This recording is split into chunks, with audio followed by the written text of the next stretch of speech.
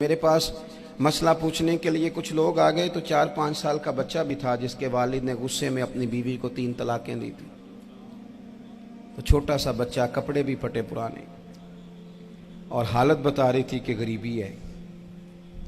تو جب میں نے مسئلہ بتایا کہ 3 طلاقیں ہو گئی ہیں تو واپس جانے لگے، تو بچہ مجھ سے کہتا ہے، دیہاتی آدمی تو کہنے لگا، مولوی صاحب میری اماں تے نانی کہنی اسن پوچھ کے آئی آپ کہ ہن اسی علیحدہ ہی رہنا ہے۔ تو اس بچے کی نونہال کی وہ کیفیت دیکھی تو میں رو پڑا۔ میں نے کہا یار یہ بچہ بیچارہ ماں باپ کے ہوتے ہوئے یہ یتیموں جیسی زندگی گزارے گا جو کہ باپ نے طلاق دے دی؟ کس طرح مسائل نہیں بتائے لوگوں کو، تعلیم سے آگاہی نہیں کیا۔ اور اس میں بہت بڑا ظلم ہے ان لوگوں کا بھی جو جنازے پہ کھڑے ہو کے تو کہہ دیتے ہیں، میری طرح کے لوگ اچھے علماء کی بات نہیں کرتا، وہ کہہ دیتے ہیں دیکھو جن لوگوں کو جنازہ نہیں آتا، بھئی آپ نے کس دن عشاء کے بعد کلاس لگائی تھی جنازہ سکھانے کی؟ یہ تو آپ نے کہہ دیا لوگوں کو قرآن کی ٹھیک نہیں آتا، تو یہاں تو بیچاری بیبیاں جن کو صحیح پڑھنا نہیں آتا وہ مشن بنا لیتی ہیں کہ میں نے اتنے 100 کو قرآن پاک پڑھانا ہے، بیوہ ہو گئی ہوں، طلاق یافتہ ہو گئی ہوں، ساری زندگی قرآن پڑھاؤں گی۔ ہم کیوں یہ مشن نہیں بناتے؟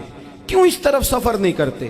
ایک تو دینی معلومات میں، دینی علوم میں اپنے آپ کو لگائیں اور ذوق پیدا کریں کہ جو چیزیں مجھے نہیں آتی میں نے وہ سیکھنی ہے، جو معاملات مجھے نہیں آتے میں نے ان کی طرف سفر کرنا ہے۔ ایک تو اپنا یہ مزاج بنائیں، اور جب آپ دینی علوم سیکھتے ہیں تو پتہ ہے کون سا منظر قائم ہوتا ہے؟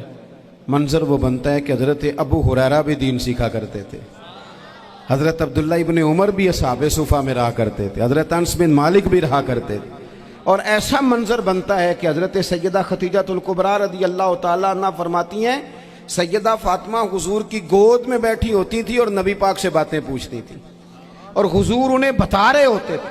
سیدہ عائشہ حضور سے دین کی باتیں پوچھتی۔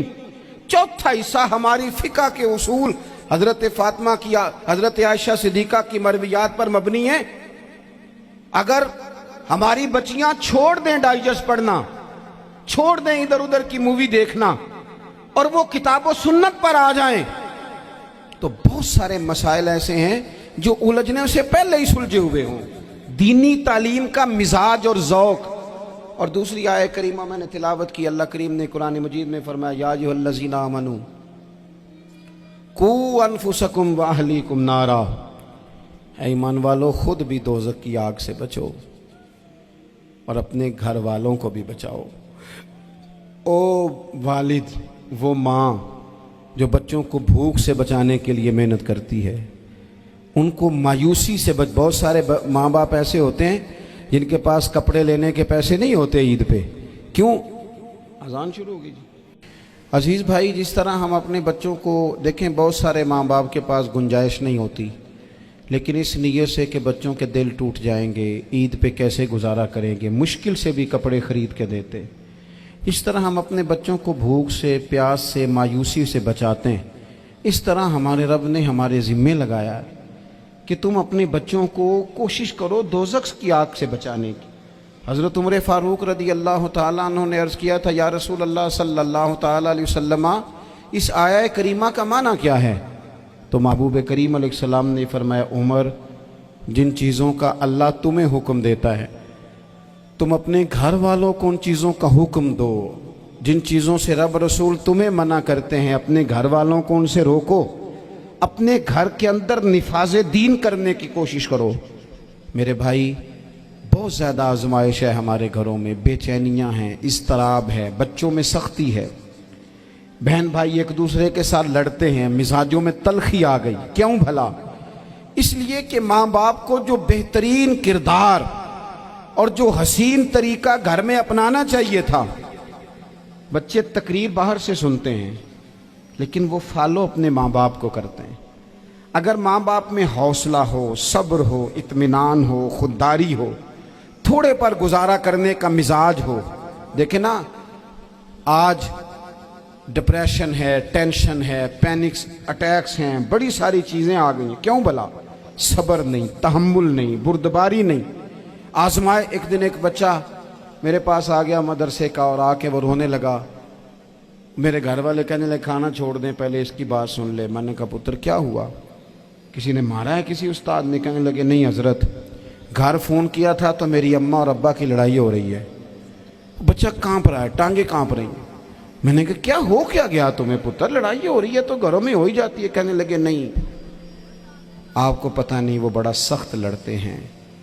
मेरे वालिद जब मेरी वालदा को मारने के लिए आगे बढ़ते हैं तो हम सारे चारपाइयों के नीचे छुप जाते हैं, हमें खौफ आता है, वो मंजर खतरनाक होता है। ये कौन तकलीफ दे रहा है अपने बच्चों को? यहाँ बैठे हमारे यहाँ मीलों दूर रहते थे उसके घर वाले, तो वो तकलीफ में था, तो घर में क्या कैफियत होगी? अगर हौसला हो, सब्र हो, कनात हो, अल्लाह के दिए हुए थोड़े रिस्क पर हमें राजी रहना आता हो, हमारे घरों में सुकून आए, इत्मीनान आए, हम जो जिंदगी बड़ी खुशी खुशी गुजार सकते हैं। हमारे मिजाजों का लालच, हमारी तबीयतों की बेराह रवी, हमारी झूठी अना का बुत, उन सारी चीजों को खत्म कर देता है। अपनी जिंदगी के अंदर अगर हम वो किरदार अपने बच्चों को दें, जिस किरदार में मोबाइल भी हो, जिसमें गाड़ी भी हो, जिसमें पैसे भी ला के अब्बा दराज में रखता हो, लेकिन वालिद का घर में मुसल्ला भी मौजूद हो, उसकी कोई तस्वीर भी हो, वो ये भी कहता हो कि खुदा ने अपने फजल से आज 5,000 दिया है तो इसमें 1,000 गरीबों का भी है, इसमें थोड़ा सा मैंने अल्लाह की रिजा के लिए भी रखा है। अगर कोई मुश्किल आ जाए तो वो बाप और माँ को सब्र करता हुआ देखते हो। अगर एक बाप कर बात करे तो दूसरा बर्दाश्त करता हो। खुदारा अपनी औलादों को इस अजियत का शिकार न करो। अपने घरों के अंदर वो खुददारी, वो प्यार, वो वकार, वो मोहब्बत, वो अंदाज। आप थके हुए हैं, कोई शक नहीं, आप बहुत सारे मसाइल का बाहर शिकार होंगे, कोई शक नहीं, लेकिन आप बाहर से थक के आए हैं। और अगर आप बाहर अपनी फैक्ट्री के मालिक हैं और दफ्तर के बड़े हैं तो घर में भी तो आप बड़े हैं ना। आपकी माँ भी तो इंतजार कर रही है, उसने भी तो दुखड़ा सुनाना है ना आपको। आप ये देखिए कि आपके बच्चे भी तो इंतजार कर रहे हैं, वो चाहते हैं कि अब्बा आके बैठे तो हम उनके सीने पे चढ़ के थोड़ा खेलें। आपकी अहलिया मुंतजिर हैं। कुछ बातें बीवी किसी और से नहीं कह सकती, सिर्फ अपने शौहर से कहती है, लेकिन वो तो आते ही जलाल में आ गए साहब। वो कहने लगे तू बड़ी नालायक है, मैं थका मांदा आया हूं और तूने मुझे कहानी सुना दी है। वो उस खातून से शिद्दत के साथ पेश आने लगे। मेरे रसूल पाक की हयात नूर को देखो, हज़रत उम्मे ऐमन हुजूर की रज़ाई वालदा हैं, उनकी भी खिदमत हो रही है। हज़रत हलीमा सादी आ रही हैं तो खिदमत हो रही है। हज़रत अब्बास हुजूर के चचा हैं तो करीम फरमाते हैं मेरे चचा हैं बाप की जगह पे। हुजूर दोस्त अहबाब सहाबा गुलामों सब के साथ प्यार कर रहे हैं। 9 अज़वाजे मुतहरात हैं घर के अंदर, और कैफियत ये है कि हुजूर सिर्फ उनकी ज़रूरतों का ही ख्याल नहीं करते, ख्वाहिशात का ही ख्याल नहीं करते, बल्कि मेरे करीम का तरीका ये है कि कोई बंदा आज बोल क्या रहा है, वो कहाँ खड़ा है, आज उसके जुमले किस तरह के हैं, उसका लहजा किस तरह का हो गया है और उसे ठीक कैसे करना है। महबूब इसका ख्याल फरमाते, तवज्जो करते। मैं कहता हूं कि हम सबको शौक आया है आराम करने का। मैं सुबह 11 बजे से पहले अपने घर से निकल आया था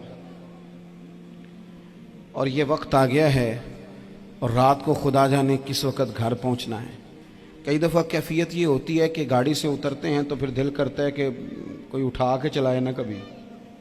इसके बावजूद बहुत सारे लोग नाराज़ रहते हैं कि हमसे मिल के नहीं गए, फ़ोटो नहीं खिंचवा के गए, फलानी जगह चाय नहीं पी के गए। ये तसलसल है। लेकिन मैं जितना मर्जी थका मांदा घर जाऊंगा ना, कभी ऐसा नहीं हुआ कि मैं घर जाऊं तो बड़ी टेंशन में जाऊं। मेरी घर वाली एक दिन मुझसे कहने लगी आपने कभी नहीं कहा कि मैं थका हुआ आया, बंदा थक भी तो जाता ही है ना, कभी कहाँ करे ना। मैंने उसे कहा पता क्यों नहीं कहता, इसलिए नहीं कहता कि मैं नहीं चाहता कि मेरे बच्चे ये कहें कि हमने दीन नहीं पढ़ना, हमारा बाप तो बड़ी मुश्किल में है। हम अपने काम के बारे में अपने घर में शिकवे करते हैं। आप किसी बच्चे से पूछ लें कौन सा काम करना है, कहता जेड़ा अब्बा जी कर दे रहे वो नहीं करना। क्यों? कि अब्बा जी हर रोज़ तो कहते हैं मैं बड़ा उलझ गया हूँ, ये काम बड़ा मुश्किल है। मैं चाहता हूँ कि मैं अपने बच्चों को ये बताऊँ कि पुत्र मैं तो जिधर जाता हूँ फूल ही फूल हैं, मैं तो जिधर से गुजरता हूँ मोहब्बत ही मोहब्बत है, मैं तो जिधर से देखता हूँ दुआएं ही मिलती हैं, ताकि उनका शौक पैदा हो। मेरे अजीज, آپ تھوڑا سا دل بڑا کریں. اگر آپ ایک کی وجہ سے پورا گھر سکون میں آ جاتا ہے تو آپ دل بڑا کیوں نہیں کرتے؟ جگہ ڈھونڈتے ہیں بس مجھے کوئی تنگ نہ کرے، کوئی میری باپ ماں بدولت کو کوئی پریشان نہ کرے. بخاری شریف سنیے، حضرت عائشہ صدیقہ رضی اللہ تعالیٰ عنہ بیٹھی ہیں. حضور فرمانے لگے عائشہ آج ایک بات نہ بتاؤں تمہیں؟ یا رسول اللہ بتائیے. حضور فرمانے لگے جب تم مجھ سے ناراض ہوتی ہو تب بھی مجھے پتہ چل جاتا ہے، اور جب راضی ہوتی ہو پھر بھی پتہ چل جاتا ہے. تو حضرت سید عائشہ صدیقہ بات سن کے بڑی خوش ہوئی. یا رسول اللہ وہ کیسے؟ حضور فرمانے لگے کبھی کبھی تم قسم اٹھاتی ہو. یا رسول اللہ ہاں. فرمایا جب ہوتی ہو نا راضی خوش تو پھر کہتی ہو مجھے رب محمد کی قسم صلی اللہ علیہ وسلم. پھر تم میرے نام کے ساتھ رب کریم کا نام ملا کے قسم اٹھاتی ہو رب محمد کی قسم. یا رسول اللہ بالکل ایسے ہی ہے. اور فرمایا جب تمہارے دل میں کوئی بات ہوتی ہے نا تو پھر تم کہتی ہو مجھے رب ابراہیم علیہ السلام کی قسم. پھر تم رب محمد نہیں کہتی. یہ بخاری مسلم میں موجود ہے. حضرت عائشہ صدیقہ نے تو بات سنی تو کھل گئی طبیعت. کہنے لگی کریم صدقے جاؤں یہاں تک خیال فرماتے ہو؟ کس کے جملے کہاں پہنچ گئے یہاں تک خیال ہے؟ فرمایا مجھے پتہ چل جاتا ہے کہ تمہاری کیفیت کیا ہے، کہاں کھڑی ہو. اور بھئی ہم تو اپنی ماں کا بھی خیال نہیں رکھتے. ہمارا باپ کہاں بیچارہ کھڑا ہے، وہ تو انتظار میں تھا کہ کوئی 10 منٹ میرے پاس بیٹھے گا. توجہ ہی نہیں، جذبات کا خیال ہی نہیں. حضرت عائشہ صدیقہ بات سن کے عرض کرنے لگے یا رسول اللہ مجھے رب محمد کی قسم ہو میں صرف نام چھوڑتی ہوں، میرے دل میں ہر وقت مدینے والے محبوب ہی رہتے ہیں. نام ہی چھوڑتی ہوں صرف. او میرے دوست تھوڑا سا جا. اور دوسرا عرض کروں گا دولت اگر بہت عالی چیز ہوتی نا، بہت قیمتی، تو سب سے زیادہ سید عائشہ کے گھر میں ہوتی. اگر پیسوں سے ہی سکھ آتا تو پیسے سب سے زیادہ حضرت فاطمہ الزہرا کے کاشانہ نور میں ہوتے. او میرے بھائیوں سونا وقت محبتوں سے گزارا جا سکتا ہے. او بھائی میں نے تو اپنے گھر میں یہ دیکھا کہ میرے والد صاحب گرمی آتی تو فرماتے او لو بھائی تانوں پرواہ نہیں، میں تواڈے پڑھولے چ دانے پا دیتے نے تے تواڈی ماں نے مرتبان تے اچار پا دیتا ہے. لو اب تمہیں کہیں جانے کی ضرورت نہیں پڑے گی. اس پہ بھی وقت بڑا اچھا گزرتا تھا، اس پہ بھی ٹائم بڑا اچھا. 6 کھانے کھا کے بچے نخرے کر رہے ہیں. میں نے اپنے والد صاحب سے ایک دن کہا میں کہ ابا جی تانوں پسند کی ہے؟ فرمان لگے پتر جے تے لگی ہوئے بھوک پھر تے ہر شے، اور اگر بھوک نہ ہو تو پھر نخرے ہی نخرے ہیں، پھر کیا پسند ہونا ہے؟ طبیعت نہیں. اپنے گھروں میں اپنے دوستوں میں اطمینان پیدا کریں، اضطراب سے باہر آئیں. اور ایک بات اور عرض کرنی ہے، یاد رکھنا تقریر باہر چلتی ہے گھر میں نہیں چلتی. گھر میں عمل چلتا ہے.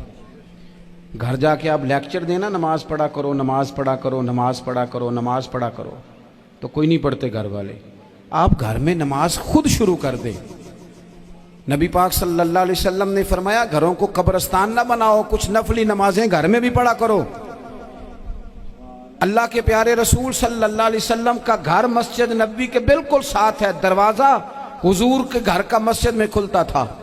لیکن نبی کریم صلی اللہ علیہ وسلم کیا کرتے تھے؟ حضرت عائشہ صدیقہ فرماتی ہیں تہجد کی نماز گھر میں پڑھا کرتے. گھر میں حضور تہجد کی نماز پڑھتے. اگرچہ گھر میں دشواری تھی، کچھ عبادات کچھ نمازیں گھر کے اندر بھی انسان پڑھے. آخری گزارش آپ حضرات سے کرنی ہے. اتنا بڑا مجمع ہے، اتنے سارے لوگ تشریف لائے ہیں. ایک گزارش آپ حضرات کی خدمت میں رکھ کے بس میں نے بات کو سمیٹنا ہے. 2 باتیں میں نے آپ کی خدمت میں عرض کی ہیں. ایک تو دینی علم کا ذوق پیدا کریں، اور دوسرا اپنے گھروں میں تھوڑا ٹھہراؤ لائیں. تھوڑا سا اپنے یہ بچوں کی دستار فضیلت کا اجتماع تھا اس لیے میں نے یہ بات عرض کی. اپنے گھروں میں تھوڑا حوصلہ قناعت لائیں. حضرت عائشہ صدیقہ رضی اللہ تعالیٰ عنہ فرماتی ہیں ایسا نہیں تھا کہ ہمارے گھر کے اندر مال نہیں آتا تھا، اللہ کے فضل سے بڑا کچھ آتا تھا، لیکن فرماتی ہم اثار کر دیا کرتے تھے. حضور کا مزاج اثار کر دینے کا ہے. یاد رکھنا شمع سے اگر کئی شمع جل جائیں تو اس کی روشنی میں کبھی کمی نہیں آتی. ہزاروں دیے بھی جل جائیں تو یہ دیے ماند نہیں پڑتے. महंगाई बड़ी ज़ोर की हो गई, गरीब आदमी की आजमाइश बढ़ गई। हमेशा महंगाई से गरीब लोग मुतासिर होते हैं। अमीरों की तो चीज़ें महंगी हो जाती हैं, वो तो सिंगल उन्होंने जमा की होती हैं, महंगी होती हैं तो डबल में बेचते हैं। गरीब पिसता है। लेकिन दुख की बात यह है कि हम एक दूसरे का साथ नहीं देते। मकरूज ज़हनी अजियत का शिकार है। 3 दिन है ना ईद के, तो एक जोड़े से भी गुजारे जा सकते हैं, एक से भी। अक्सर लोग तो वैसे ही ईद की नमाज पढ़ के सो जाते हैं, और जो बेदार भी हैं वो भी कपड़े बदल करके जानवर के ज़िबा में मशगूल हैं। हमने इस ईद पे कोशिश करनी है कि हमारी गली में, हमारे मोहल्ले में, हमारे दाएं बाएं थोड़ा सफ़र करें, बच्चों को देखें, सरकारी स्कूल से निकलते बच्चों को देखें, मसाजिद मदारस से निकलते बच्चों को देखें। हम ना एक एक दो दो का साथ दें। ये जितनी सियासी जमातें काम कर रही हैं, जिनकी हुकूमत थी, जिनकी है, पता नहीं कल किसकी आएगी, मैं तो ज़ाती तौर पर इनसे पूरा मायूस हूँ। मुझे तो नहीं लगता कि जितने लोग आज तक हुकूमत कर चुके हैं, बार बार आते हैं या पिछली हुकूमत गई है, इनके पास कोई प्लान ही नहीं है। ये तो बेचारे एक दूसरे की टांगें खींचने के अलावा ना कुछ कर सके हैं, ना उम्मीद है कुछ करेंगे। लेकिन गरीब की तकलीफ़ बढ़ गई है। मेरे पास 20 लोग आते हैं, आते तो वो दुआ का कहने हैं, आते तो सिर्फ ये बताने हैं कि इस मुश्किल में हूँ, दुआ करना। लेकिन दोस्तों, लोगों की बातें सुन के बड़ी तकलीफ़ होती है। हम क्या किसी की मदद कर सकते हैं? हमारे लिए तो मदारस चलाने मुश्किल हैं, लेकिन लोग अजियत का शिकार हैं। ज़हनी कर्ब के नीचे लोग आ गए, इतनी बड़ी अजियतें खड़ी कर दी गई हैं। थोड़ा थोड़ा देखो, 2 का खाना 3 भी तो खा ही सकते हैं ना, 3 का खाना 4 भी तो खा ही सकते हैं ना। मेरे महबूब ने हमें ये नहीं कहा था ज़्यादा गोश्त पकाना, बल्कि रसूल पाक ने तो रंग ही बड़ा सादा दिया है। करीम ने फरमाया, आयशा शोरबा ज़रा ज़्यादा कर लो, पड़ोसियों को भी सालन दे देंगे। थोड़ा शोरबा ज़्यादा कर लो, इसी को बढ़ा लो, थोड़ा शोरबा बढ़ा लें, थोड़ा थोड़ा एक दूसरे की मदद करें, दस्ते शफ़क़त रखें। गलियों में सुनसान लोग, अब तो लोग एक दूसरे से दुख भी नहीं कहते, वो कहते हैं देना किसी ने है कुछ नहीं, और तमाशा अलग से बन जाएगा। दोस्तों, हमने खुद एक दूसरे का हाथ बटाना है। जो लोग साहिब सरबत हैं, देखो एक ही बाप की औलाद होती है, एक को अल्लाह बड़ा नवाज देता है, 2-3 कमज़ोर रह जाते हैं। उसको चाहिए वो दूसरों पे दस्ते शफ़क़त रखे। एक गली में सारे लोग एक ही कबीले के, एक ही इलाके के, एक आगे निकल गया है, उसे चाहिए वो दूसरों का ख्याल करे। अजीज़ भाइयों, हमने इस कमर तोड़ महंगाई के दौर में, मैंने जुमे में अमीर लोगों से कहा था कि कुर्बानियाँ करनी तो है ही, तो तुम तो सारा साल गोश्त खाते हो। क्या आपको बताऊं कि हम उस वतन में रहते हैं यहाँ फ्रिज और फ्रीज़र बड़ी इससे पहले ज़्यादा बिकते हैं। फ्रिज नहीं ले आओ, बड़ी ले आओ, चूँकि गोश्त सेव करना है, सारा साल भी तो मिलता है ना अमीरों। मैंने तो कहा था उस गांव में ले जाओ जहाँ कुर्बानी कोई नहीं कर रहा, ज़िबाई वहाँ जाके कर लो। थोड़ी सी गुंजाइश बनाएं अपने दिलों में। ये ज़रूरी नहीं कि सामने वाला आपका शुक्रिया भी अदा करे। हज़रत आयशा सिद्दीक़ा रज़ी अल्लाह ताला अन्हा, अम्मा जी एक कनीज़ रखी हुई थी, हज़रत उस्मान गनी ने दी थी कि आपकी खिदमत करेंगी। तो वो कनीज़ कहती है कि अम्मा जी तो मेरी भी रोटियां पका देती थी, वो तो मेरे लिए भी खाने का अहतमाम कर देती थी, लेकिन कोई दरवाजे पे अगर मांगने आता तो हज़रत आयशा सिद्दीक़ा मुझे कहती इसे खैरात दे आओ। तो मैं कहती अम्मा जी ये काम तो लोग दौड़ के करते हैं और आप ये मुझे कह रही हैं मैं कर दूं? तो हज़रत आयशा फरमाती जब कोई बंदा किसी को देता है तो वो शुक्रिया अदा करता है। मैं चाहती हूँ वो शुक्रिया भी तेरा ही अदा कर जाए, मैंने जो अजर लेना है वो रब की बारगाह से लेना है। तो मेरे भाई, अपनी ज़िंदगी में थोड़ा सा तो दिल बड़ा करें, थोड़ी थोड़ी गुंजाइश पैदा करें। और ये ज़रूरी नहीं कि उस बंदे का आपसे बड़ा अच्छा सलूक ही हो, ना भी हो उस गरीब का सलूक अच्छा, तो बाज़-औक़ात बंदा गरीबी में तल्ख भी तो हो ही जाता है ना। बाज़-औक़ात इंसान पे गुर्बत ज़्यादा आ जाए तो उसकी तबीयत भी तो, बीमार आदमी सख्त भी तो हो जाता है। तो मेरी आपसे ये गुजारिश है कि ये जो दिन चल रहे हैं वो हमारे यहाँ हमारे हुक्मरान कहते हैं मज़ीद सख्त फ़ैसले करने पड़ेंगे। वो मैंने कहा तुम्हारे लिए तो आसान है, इसलिए कि तुम तो जिस दफ्तर में बैठ के फ़ैसला करते हो उसकी तो बत्ती कोई नहीं जाती, तुम्हें क्या पता हो, वहाँ तो एसी भी 1 मिनट के लिए बंद नहीं होता। ये तो उससे पूछो बाप से कि जो ईद से पहले अपनी बीवी से मशवरा कर रहा है कि ईद आ गई है, اگر بیٹی کے گھر کپڑے نہ بھیجے تو اس کی ساس باتیں کرے گی۔